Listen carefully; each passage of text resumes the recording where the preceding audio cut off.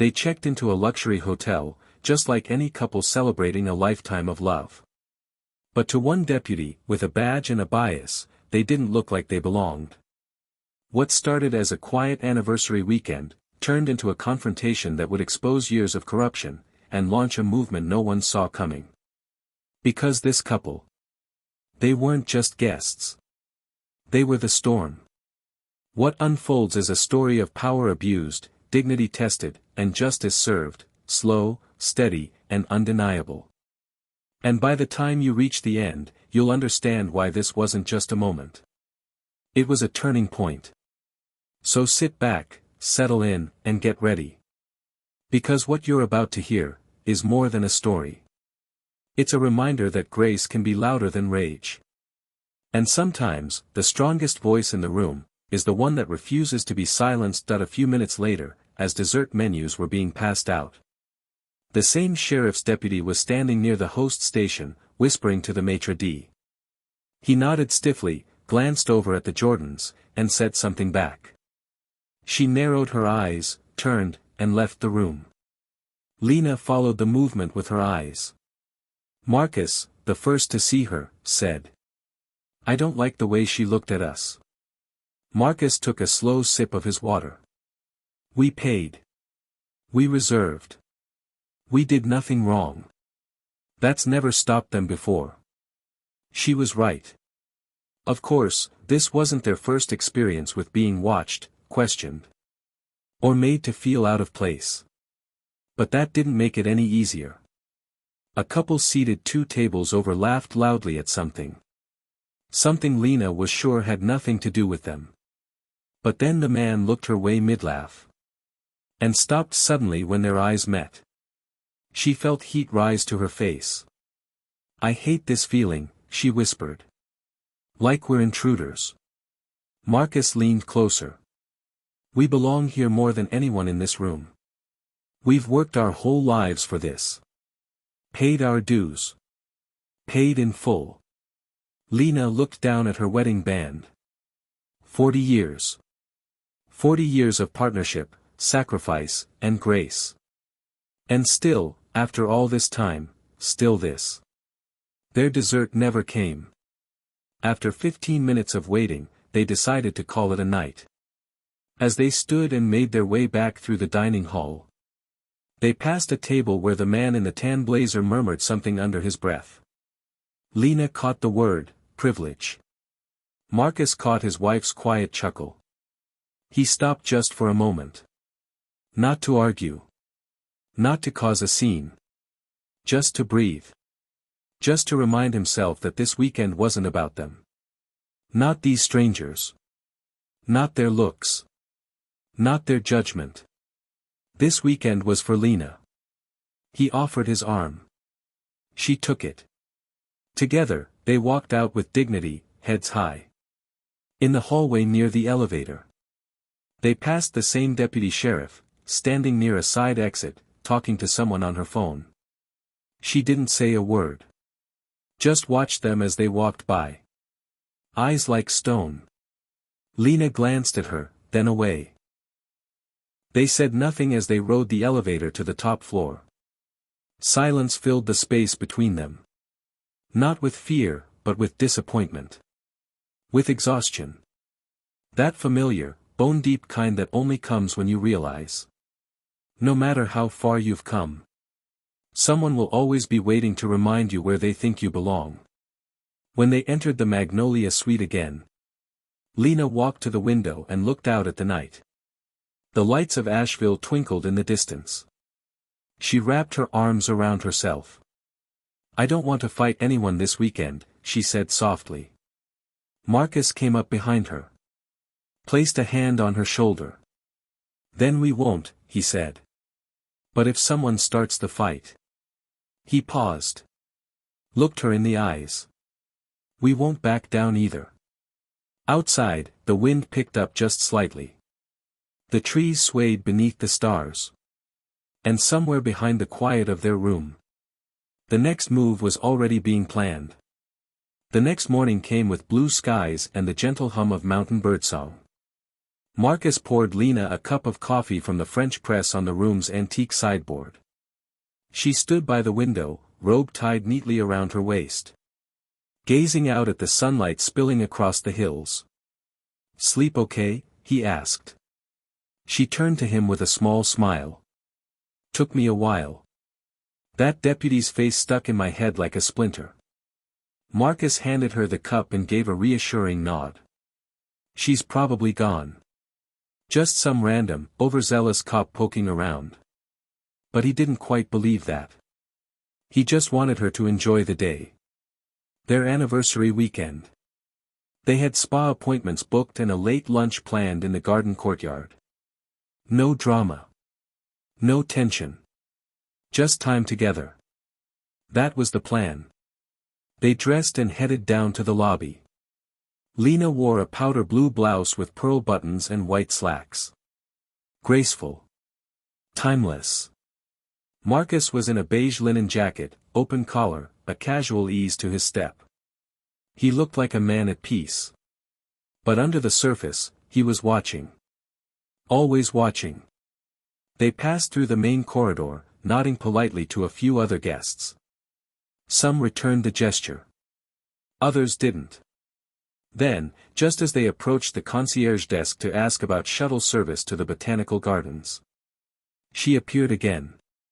Deputy Jessica Lear. Same tight jaw. Same hard stare. This time she wasn't in leather. She was in full uniform. Tan shirt, badge glinting on her chest, radio clipped to her shoulder. She was talking to the hotel manager, Eli Sanders, who looked visibly uncomfortable. As Marcus and Lena approached, Lear glanced their way. Then turned back to Eli and lowered her voice. "Excuse me," Marcus said to the concierge, trying to focus on the task at hand. The concierge nodded, began pulling up shuttle times on the screen. But Marcus could feel the energy shift again. Not from behind the counter, but from across the room. He heard Lear's voice grow louder. They matched the description. "I just need to verify." Eli looked over his shoulder, saw Marcus and Lena standing there. And stiffened. Lena turned. "Is there a problem?" she asked calmly. Lear stepped forward. "Yes, actually. I'm investigating a potential trespassing situation. The staff received complaints last night that an unregistered couple may have been accessing amenities reserved for hotel guests." Marcus blinked. "You mean us?" "If the shoe fits," she said with a shrug. Lena set her bag down, pulling her phone from it. "We've been registered since Friday. Paid in advance. Suite 512. Would you like to see the confirmation?" "I'll need to see your IDs and your reservation," Lear said flatly. Marcus raised an eyebrow. "You walked up to us, made an accusation in the middle of the lobby, and now you're demanding identification without probable cause?" Lear didn't flinch. "Sir, I don't need probable cause to ask a question. This is private property, and I'm responding to a request from hotel staff." Eli Sanders held up his hands. "I didn't request anything. She came in this morning asking about guests from last night." Lear shot him a glare. "I have the right to ensure that individuals on this property aren't posing a risk to the safety or comfort of others. The only threat to comfort I see is your presence," Marcus replied coolly. At that moment, a few guests began to gather. People checking out, lingering near the lobby coffee station, watching the scene unfold. Phones were out. One woman muttered, "Are you serious right now?" as she recorded. Still, Lear pressed on. "If you don't provide verification now, I'll have to ask you to leave the premises until your identity can be confirmed through the sheriff's office." Lena took a slow breath. "You want to remove us from our room, during our anniversary weekend, in front of all these people, even though we have a legal, paid reservation?" "I'm trying to prevent a larger issue," Lear said. "A larger issue?" Marcus asked. "What do you think we're going to do, steal towels?" The tension was thick. Now Eli looked like he was about to melt into the floor. He tapped the tablet in his hand, nervously scrolling. "They're on the VIP list," he said finally. "Mr. and Mrs. Jordan. Magnolia Suite." Lear didn't back down. "I'd still like them to step outside while I verify everything directly with the department." "You mean step outside, where there are no witnesses?" Marcus said. "No, ma'am. If you have business with us, you'll conduct it here, in public, where accountability exists." Lena's voice sharpened. "You are harassing us. This is racial profiling. And I won't let it slide." By now, the crowd had grown. A young black employee near the front desk, Angela, her name tag read, stepped closer. "They're exactly who they say they are," she said clearly. "I checked them in myself. I confirmed the suite. Everything matches." Lear turned to her. "This doesn't concern you." "It does when someone gets treated like this." "Just for being black," Angela said, voice steady. Silence fell for a beat. Then Marcus, still calm, said. "You've already made your assumptions. But you might want to think twice before doubling down." Lear crossed her arms. "I've dealt with enough liars in my time to know the signs. And I've dealt with enough bullies in mine to know what this really is," Marcus said. He took Lena's hand. "We're not going anywhere. And we're not scared of you." Marcus Jordan adjusted the cuffs of his charcoal gray suit as he stepped out of the rental car. The air in Asheville was crisp. The sky brushed with the soft gold of early evening. Behind him, Lena gently closed her door, smoothing the folds of her vintage green dress. Her silver earrings caught the light just so, and she looked radiant. Poised. Elegant. Timeless. This wasn't just another night out. Tonight, they were celebrating something sacred. Their 40th wedding anniversary. They'd been planning this for months. A luxury weekend retreat at the historic Cumberland Inn, a hidden gem nestled in the Blue Ridge Mountains. Marcus had called it a return to grace. And Lena smiled every time he said it. For them, this trip wasn't just a getaway. It was a tribute to everything they had overcome. 4 decades of marriage. Raising 3 children. Navigating careers. And yes, surviving the quiet, and not so quiet storms of being a black couple in a world that didn't always welcome them. As they stepped into the grand entrance hall of the inn, Lena took Marcus's hand and whispered. "This is perfect." The chandeliers above sparkled like frost.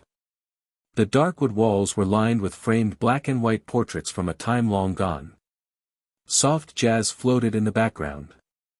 Everything about the place exuded old money elegance. At the front desk stood a young man, maybe mid-20s, with neatly combed hair and a navy blazer just a bit too big for his frame. He smiled professionally when they approached.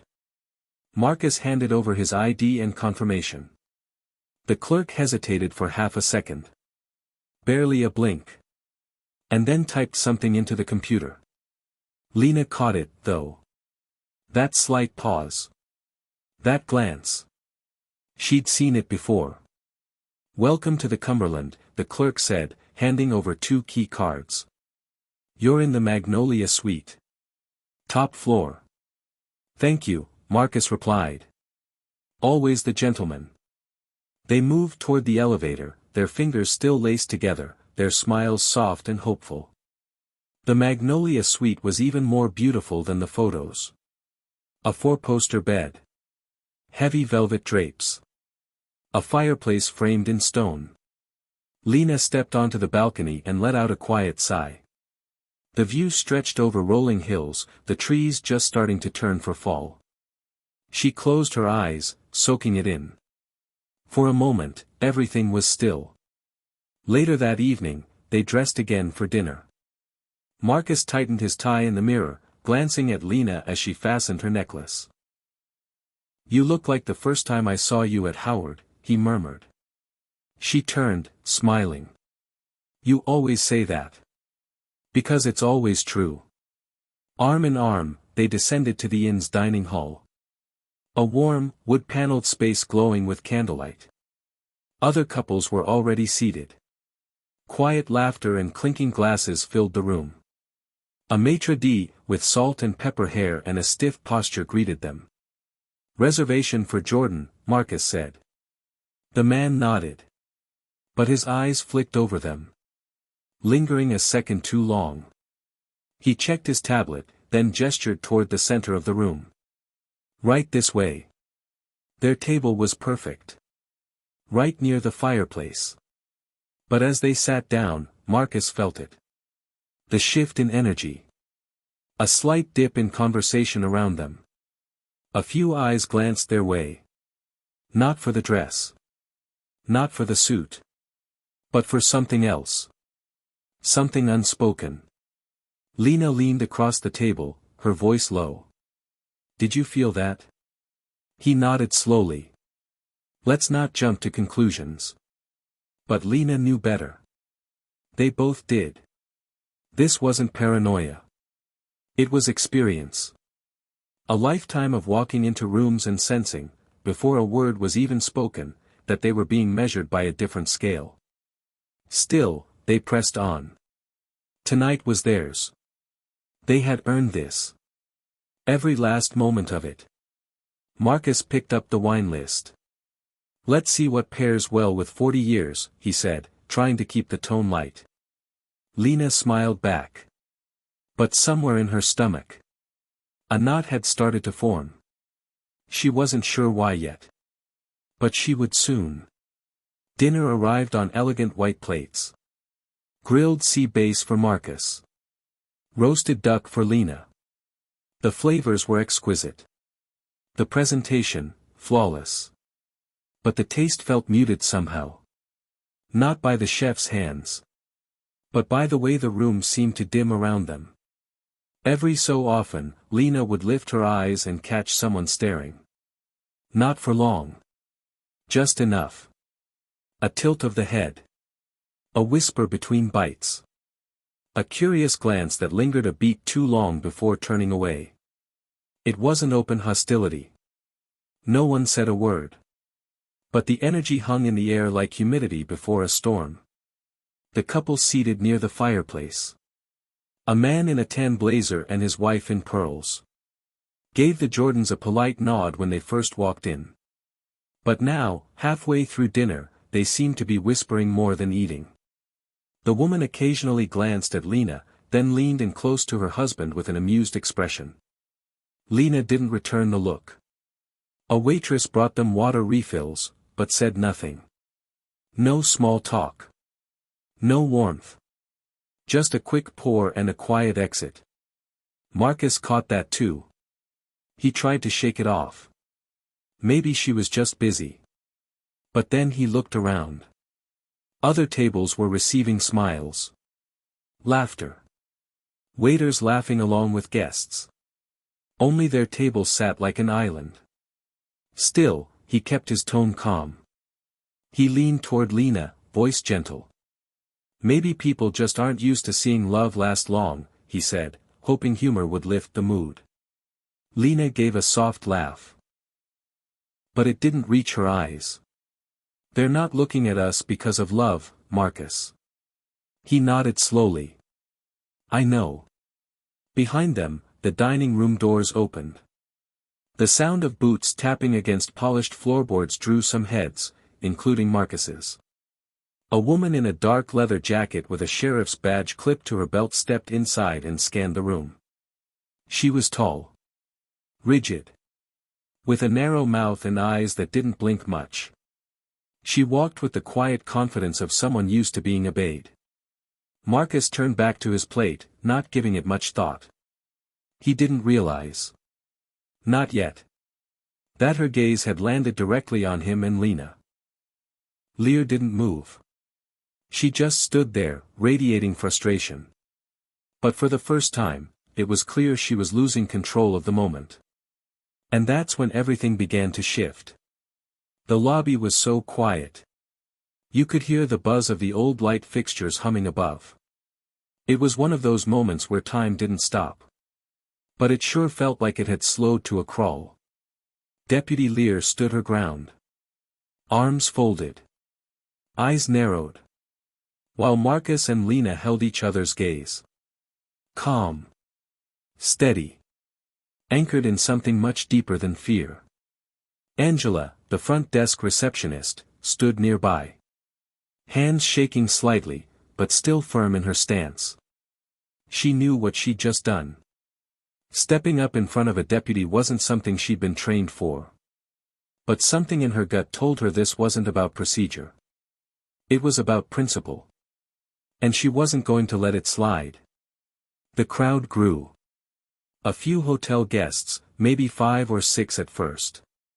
Then 10. A couple who had clearly just come in from the spa.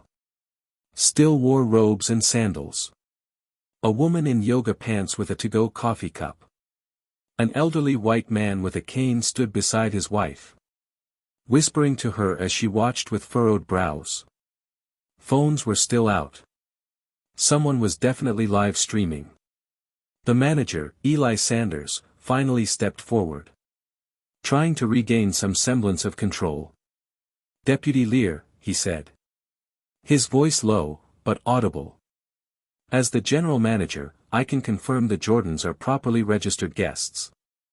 We have their payment on file. Their IDs matched. And they've been nothing but respectful since check-in." Lear turned her head slowly toward him. "With all due respect, Mr. Sanders, my job isn't to take your word for it. It's to ensure everyone in this building feels safe." Eli hesitated.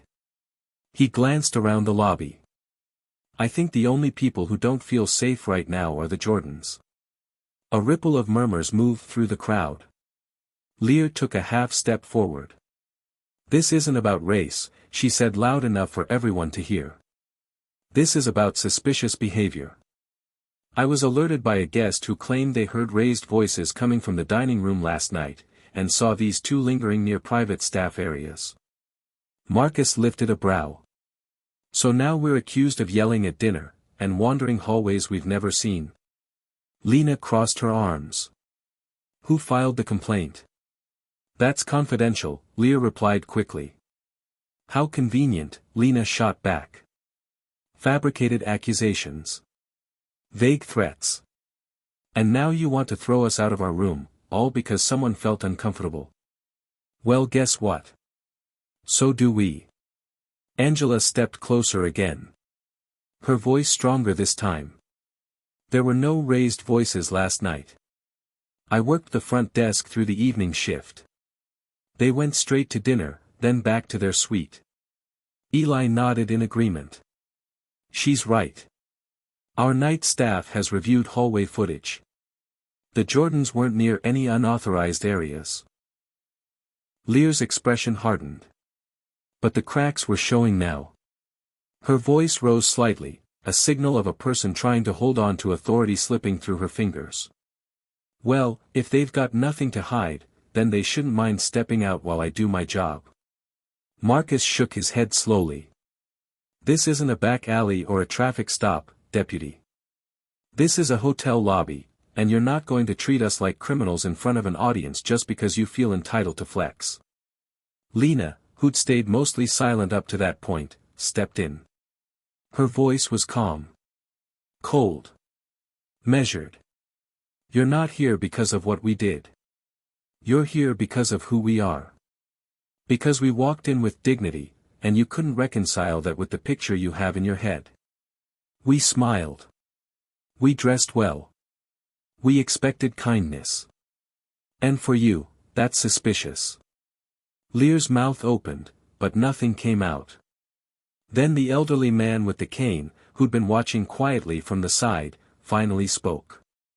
His voice was gravelly, but clear. "This is an embarrassment," he said. "I've been staying at this hotel for 30 years, never seen anything like this. You're turning it into a circus." His wife added. "And for what? Because they're black and confident? That's the only thing suspicious around here, your behavior, officer." The weight of those words shifted the entire room. Suddenly, more voices followed. "This is outrageous," one woman said. "They're the only ones being calm here," added another. "Shameful," someone muttered. Lear took a step back. She was used to commanding attention. But not like this. Not being outnumbered. Not being questioned. She reached for her radio. Speaking into it with clipped precision. "This is Deputy Lear, requesting a unit for assistance at the Cumberland Inn. I have a situation involving a possible disturbance. I'd like verification on 2 individuals." Marcus turned to Lena and gently took her hand again. She was breathing heavier now, holding back the heat rising in her chest. "I'm fine," she whispered. "I'm not afraid of her." "I know," he whispered back. "But you shouldn't have to be brave, on our anniversary." Within minutes, 2 officers from the local sheriff's department entered the lobby. Uniforms crisp. Expressions unreadable. Lear turned to them quickly, gesturing toward Marcus and Lena.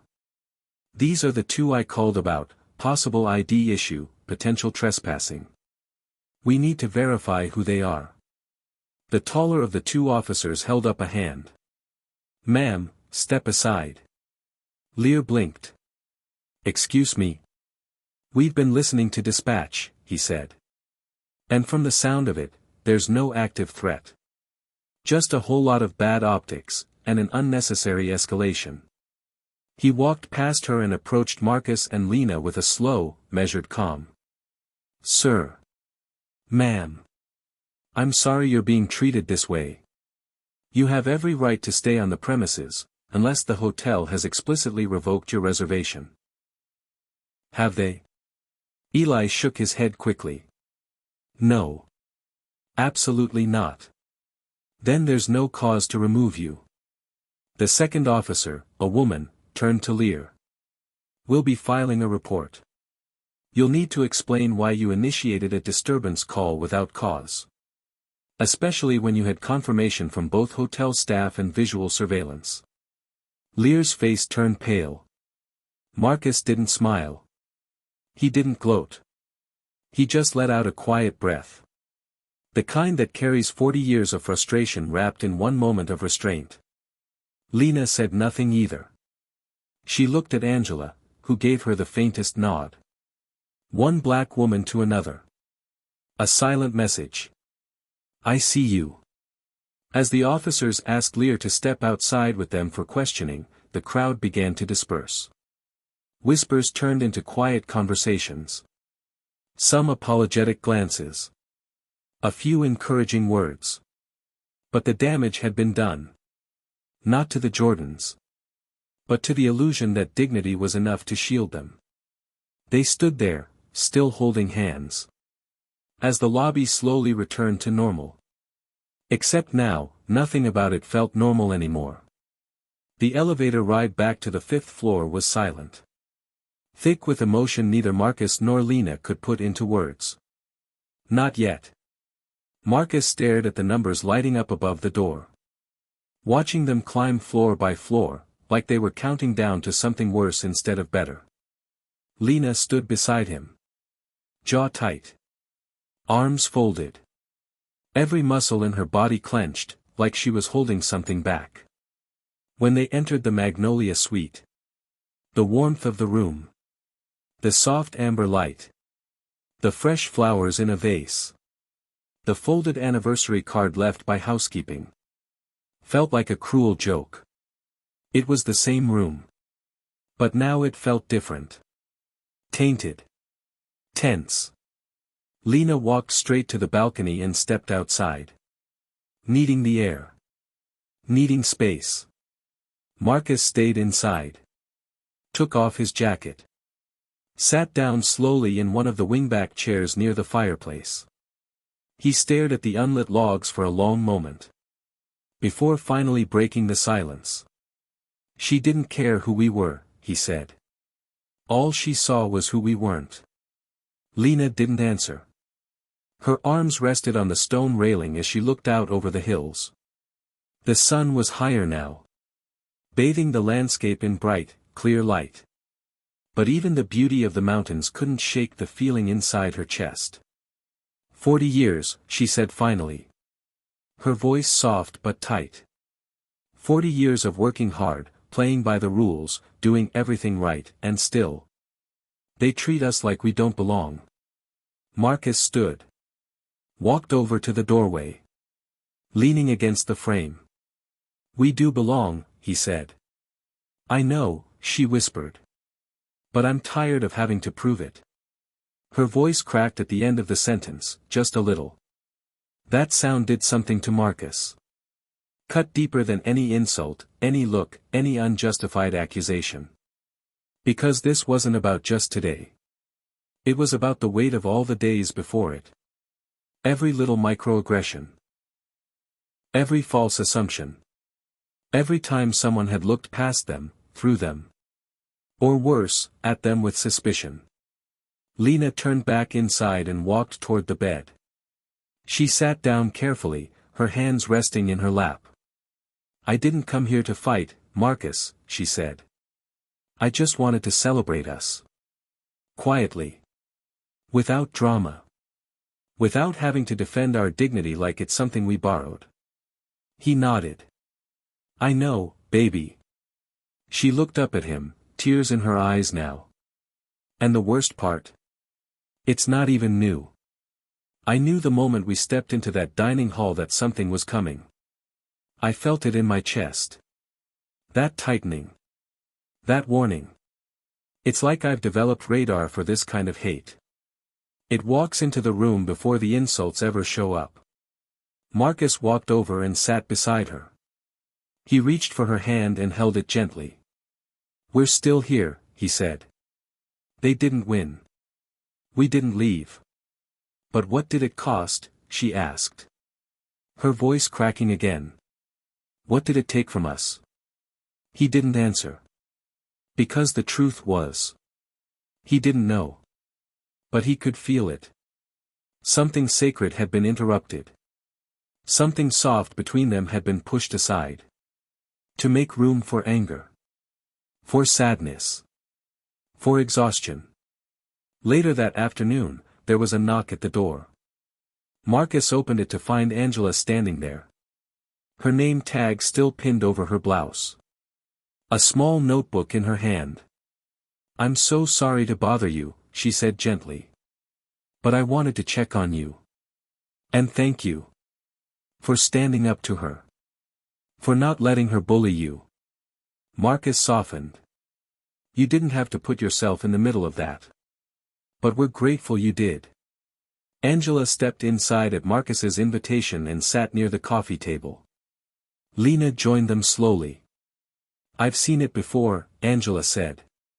Cops walking in here like they own the place. But never like that. Never with that kind of venom. She looked at Lena. When you said what you said down there. About how she couldn't reconcile your presence with her assumptions. It gave me goosebumps. Lena offered a faint smile. But her eyes still carried the weight of the day. Angela hesitated, then said. Can I ask? What do you both do? Or did? Marcus smiled slightly. I'm a retired civil engineer. Projects all over the country. Highways. Bridges. If you've driven through Tennessee, you've probably crossed something I helped build. Angela's eyebrows lifted. Wow. Lena added. And I was a high school principal. 27 years. Angela looked stunned. I knew it, she said. The way you carried yourselves, I knew you were somebody. We're not, Marcus said softly. We're just people. We shouldn't have to be somebody to be treated with basic respect. Angela nodded, her voice quiet. That's the truth. After she left, Lena sat back down at the window. The sun was starting to dip now. Casting long shadows across the hills. And then she said something she hadn't spoken out loud until that moment. We should report this. Marcus looked up. We will. I mean officially. Beyond the hotel. Beyond the sheriff's department. He nodded. I already called someone. She turned to face him. Who? He paused. You'll see. That night, they went down to dinner again. Not because they weren't still angry. Not because the memory of the confrontation had faded. But because they refused to let anyone take the night from them twice. Heads turned again when they entered the dining hall. But this time, the energy was different. Quieter. Charged in a new way.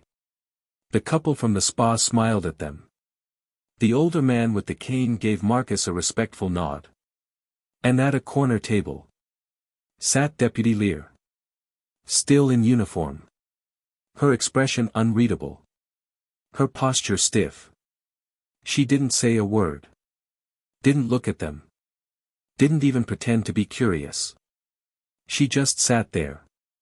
As if the walls were closing in on her now. Marcus and Lena were led to a window seat. The maitre d' bowing as he pulled out their chairs. The waiter who approached them had a nervous smile. But offered genuine kindness. Complimentary champagne from management, he said. And we're deeply sorry for the incident earlier.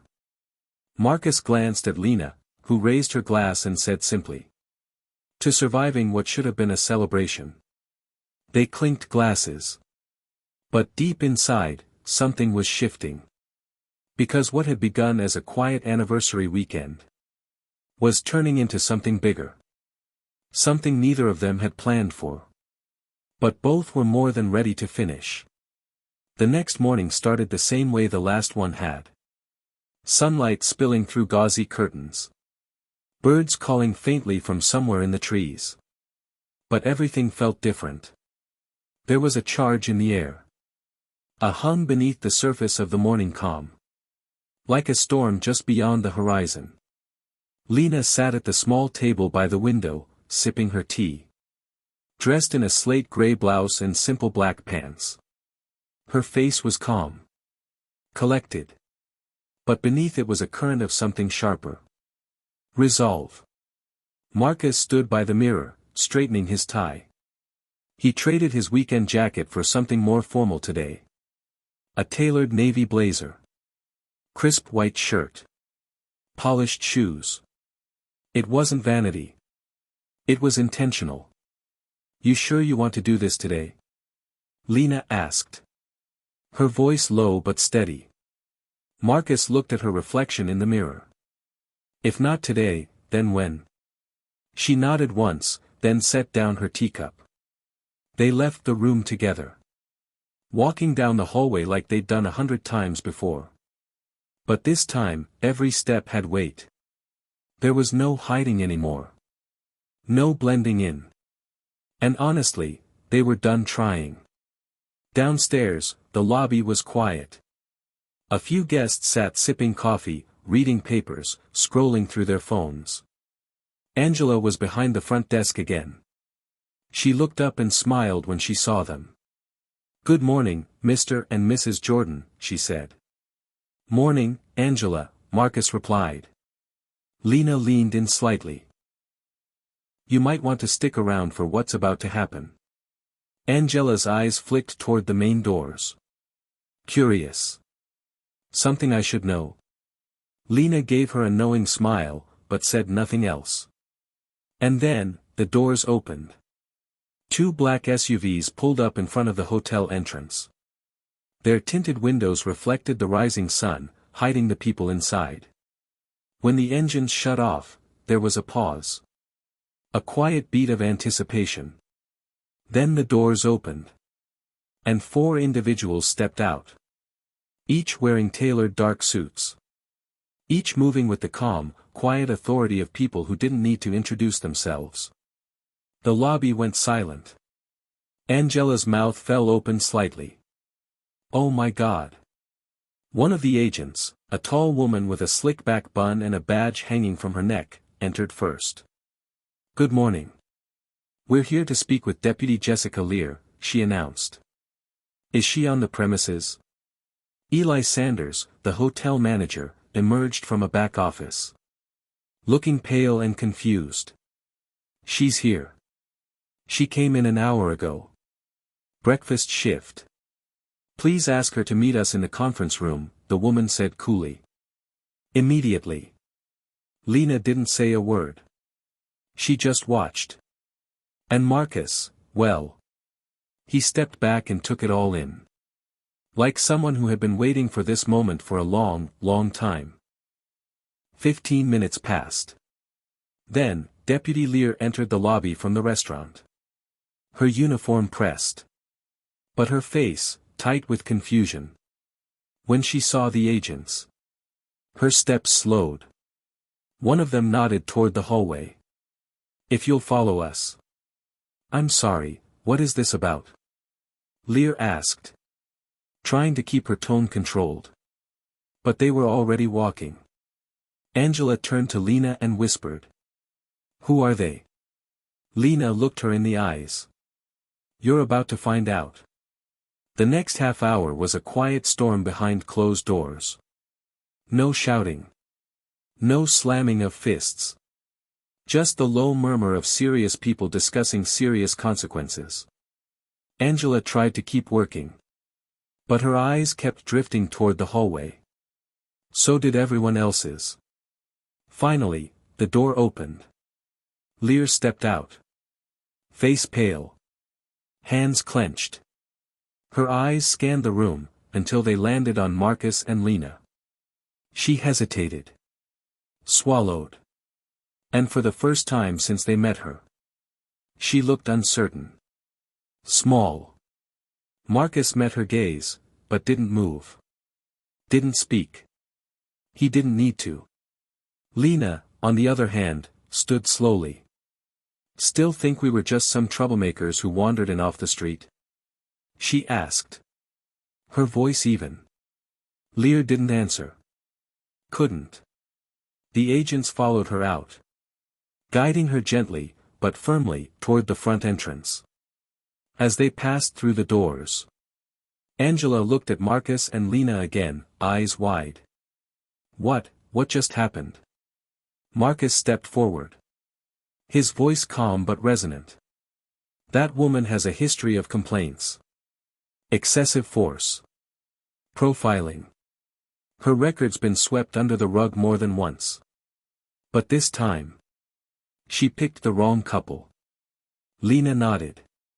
And now Internal Affairs has everything they need. Witness statements. Video. Hotel security footage. And a pattern, going back years. Angela shook her head slowly. I knew something was off. I just didn't think anyone would do anything about it. Marcus gave her a small, reassuring smile. That's the thing about change. It only happens when people stop waiting for someone else to do something. Just then, the tall agent who had led the meeting returned to the lobby. She approached Lena and Marcus with a respectful nod. Thank you for your cooperation. Deputy Lear has been placed on administrative leave, effective immediately, pending investigation. Thank you, Marcus said. And sir, she added. Your office already sent over the necessary documentation for our records. Angela's eyes widened again. Your office. The agent gave her a friendly smile. Didn't you know? Mr. Jordan serves as Deputy Secretary for the U.S. Department of the Interior. Angela turned, stunned. What? Marcus chuckled softly. Wasn't exactly the plan to make that announcement over breakfast. Lena added. And I chair the State Commission for Civil Rights. Been doing it for the last 6 years.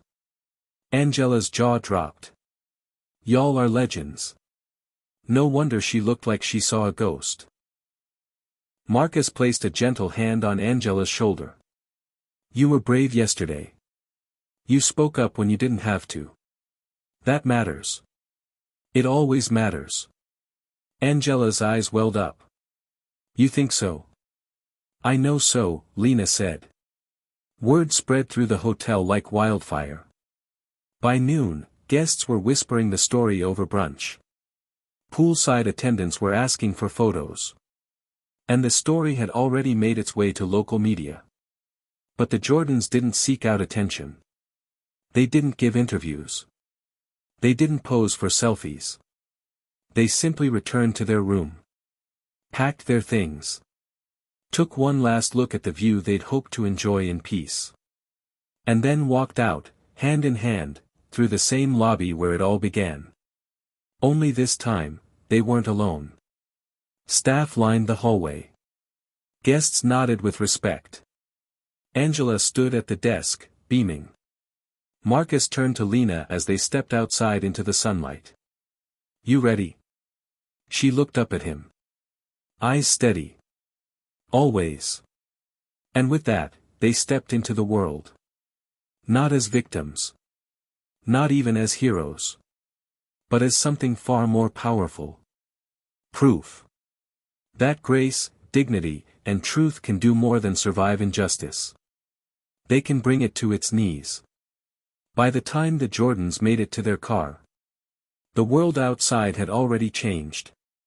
Marcus turned the ignition. But didn't shift into drive right away. He and Lena sat in silence. The weight of what had just happened still settling around them, like dust after a storm. It wasn't relief they were feeling. Not yet. It was something heavier. Something deeper. Like the quiet between thunderclaps when you know another rumble is coming. But for now, there's just stillness. Then Lena's phone buzzed. She glanced down and blinked. "I've got a text from Ellen, Civil Rights Council press secretary. She says the story's already hit the wire." Marcus raised his eyebrows. That was fast. Lena swiped through her screen, then turned it toward him. The headline was already climbing trending lists. Black couple harassed by sheriff's deputy at NC luxury hotel, turns out they're government officials. She scrolled again. Photos of them standing calmly in the lobby. Deputy Lear mid-sentence. Faces of bystanders capturing every angle. There were already hashtags. Hashtag the Jordans. Hashtag deputy down. Hashtag hospitality or hostility. Within minutes, the story had leapt from local to national. Cable news started with the soft coverage. The "What Really Happened at the Cumberland Inn" segment. Smiling anchors. Gentle music. But online, social media wasn't pulling any punches. Clips of the confrontation captured by multiple guests showed Lear's smug approach. Her veiled threats. Lena's calm refusal. Marcus's unshakable poise. People couldn't stop watching. It wasn't just the injustice that hit. It was the restraint. The grace. Lena checked her inbox. NBC wanted an interview. CNN. Even NPR had reached out. Marcus exhaled slowly. And we haven't even finished our breakfast. Meanwhile, back at the hotel, the fallout had begun. Deputy Jessica Lear's name was suddenly everywhere. Her personnel file, which had been buried in departmental bureaucracy for years, was being pried open like a locked drawer. A young freelance journalist in Raleigh uncovered complaints from a previous department where Lear had worked. 3 excessive force allegations, in 2 years. 2 of them involved black men detained under false suspicion. 1 was quietly settled out of court. The other disappeared from public record. But now, none of it was disappearing. Now, it was front-page news. The sheriff's department issued a brief statement by noon. Deputy Lear has been placed on administrative leave pending an internal investigation. We do not condone profiling or misconduct by any member of our staff. It was a standard release. Polished. Cold. But the internet wasn't accepting polished or cold anymore. Not when the videos were so raw. So real. And not when a black couple who had done everything right was treated like criminals for simply existing in a place they'd paid to enjoy. People were angry. But not just at Lear. They were angry at the hotel, for letting it happen. At the staff, who stood by. At the culture, that made it possible in the first place. The hotel's Yelp and TripAdvisor pages were flooded with reviews. Not about the food. Not about the rooms. But about the atmosphere of bias. The failure of leadership. The racial profiling that ruined an anniversary. One reviewer wrote, "This place has the bones of elegance, but the heart of a plantation. I will never stay here again." The hotel scrambled to do damage control. By late afternoon, the general manager issued an apology video on social media. Standing stiffly in front of the hotel's fountain. "We are deeply sorry to Mr. and Mrs. Jordan for the treatment they received on our premises. We are reviewing our policies and working with outside consultants to ensure our environment reflects the inclusivity we strive for." It was too late. People weren't interested in statements. They wanted accountability. Lena and Marcus, meanwhile, stayed quiet, for now. No interviews. No press tours. Just quiet observation from the sidelines. Watching as the truth took on a life of its own. Angela, the receptionist, became a voice in her own right. Someone found her clip, her standing up to Lear. Her firm, quiet voice saying, "I checked them in myself." And it went viral. Her bravery, her presence, became its own wave in the movement. She was offered interviews. Support. A small scholarship fund was even started in her name by an activist group based in Charlotte. All because she chose not to look away. But the story wasn't just about individuals anymore. Civil rights attorneys began to speak up. Law professors wrote op-eds. People who'd never heard of the Jordans before suddenly knew their names and what they represented. They weren't famous. They weren't flashy. But they were undeniable. Marcus received a call that afternoon from the Secretary of the Interior. Not a public call, just a quiet check-in. "You handled yourself with dignity, Marcus. You and your wife.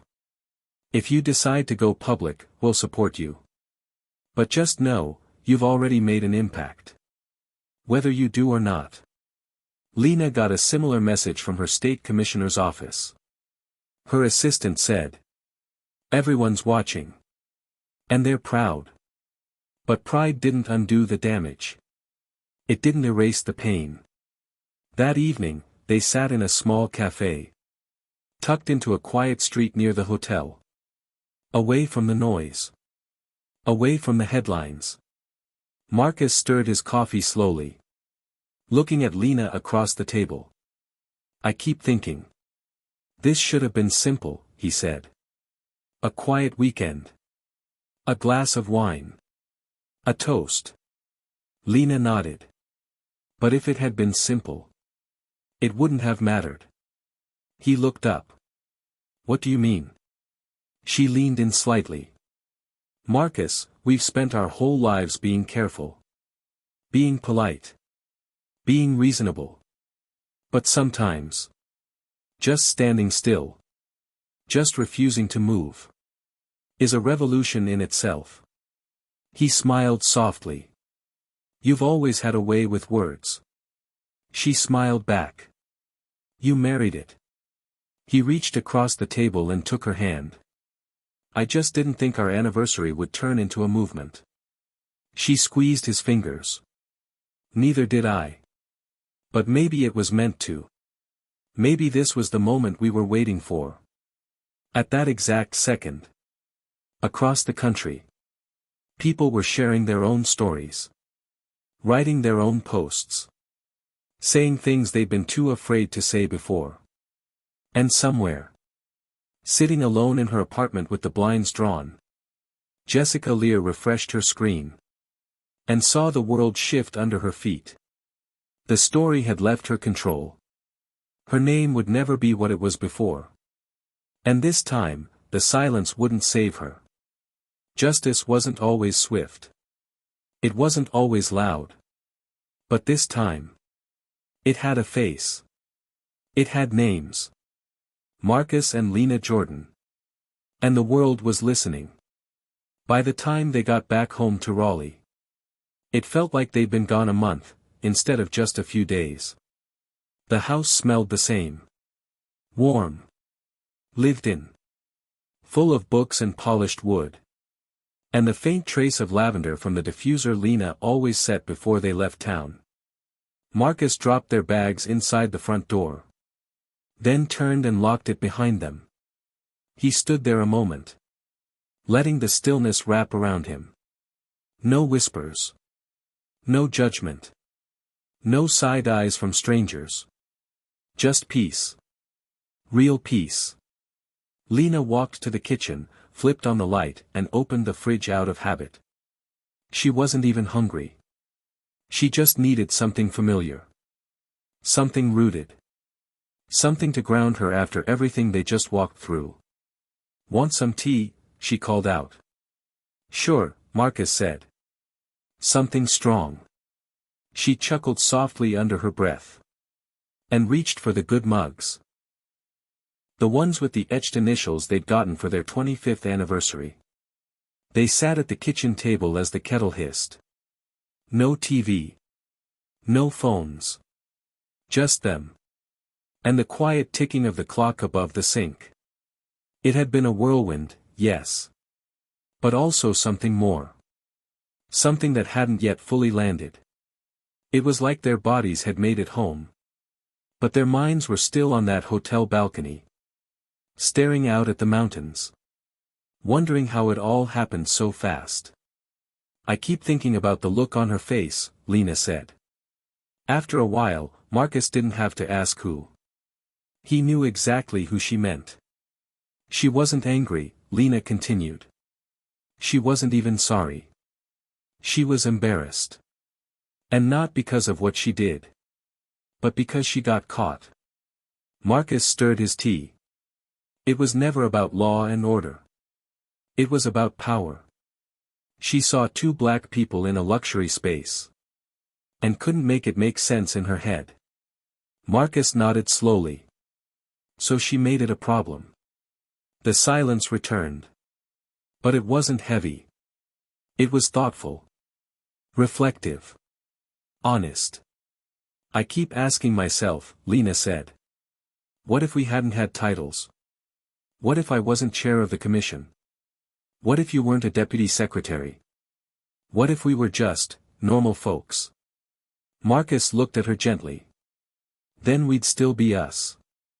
But we might have been sitting in the back of a patrol car instead of a cafe telling our story." That truth sat between them for a long moment. "It shouldn't take credentials to be treated with dignity," Lena said. "That's what eats at me the most." He reached over and covered her hand with his. "You're right. And that's why this can't stop here." The next morning, Marcus rose early. Pulled out a legal pad, and began to write. Not a statement. Not a press release. A plan. A long overdue idea he'd shelved years ago. Something bigger than a reaction. Something permanent. Something that could help the next couple that walks into a hotel lobby. And gets greeted with suspicion instead of a smile. By mid-morning, Lena joined him at the dining room table with her laptop and a cup of fresh coffee. "You're building something," she said, watching his eyes scan the page. "We are," Marcus replied. That day, they began outlining what would become Stay Seen. A nonprofit dedicated to documenting racial bias in public accommodations. Hotels. Restaurants. Golf courses. Even retirement communities. A place for people to report discrimination. Access legal resources. And connect with others who'd been made to feel invisible. Unwanted. Or worse, unwelcome in spaces they paid to be in. They didn't want pity. They wanted change. Lena drafted the mission statement. Marcus reached out to a few colleagues in D.C. for early support. Angela from the hotel even called to say she wanted to help, however she could. The movement was already building itself. It just needed direction. Word of Stay Seen spread quickly. Within days, news outlets were covering the launch. Civil rights groups reached out. Hotels began quietly reviewing their staff training programs.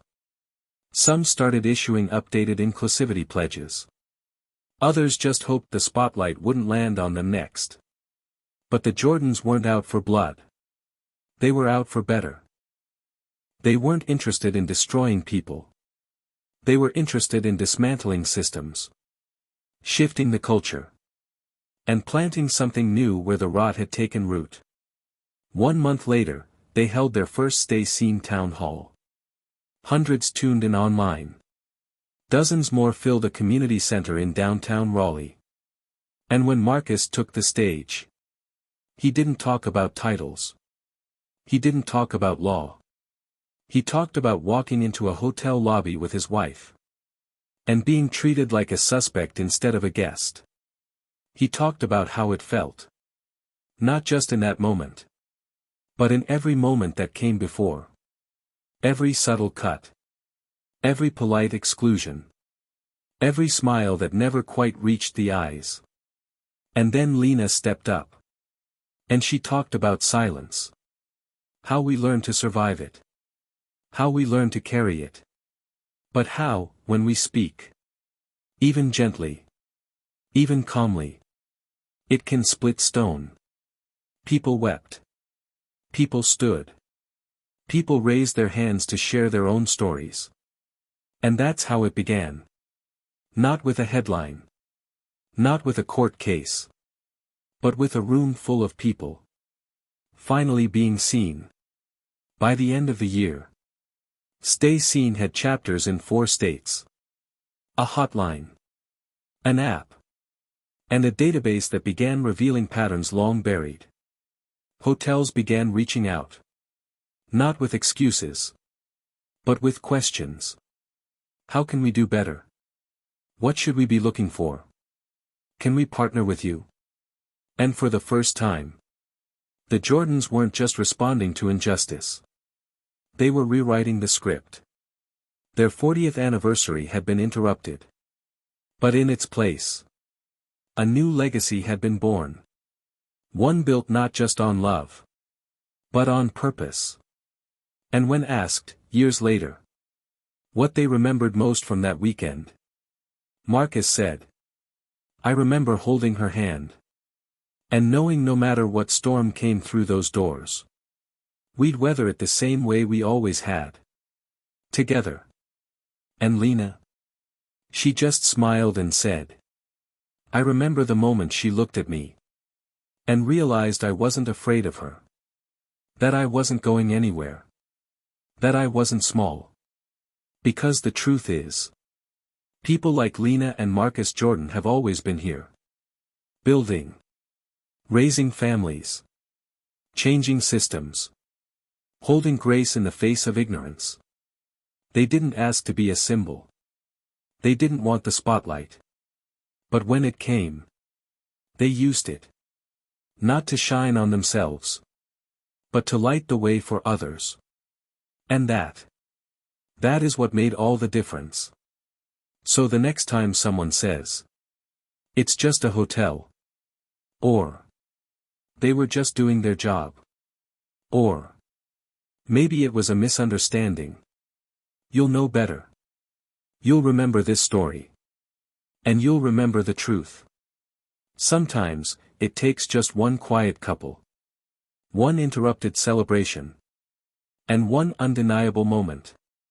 To remind the world who it really needs to listen to. Not the loudest voice. Not the most powerful title.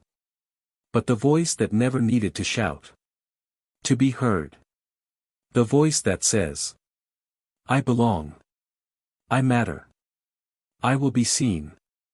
And I will never, ever, be silent again."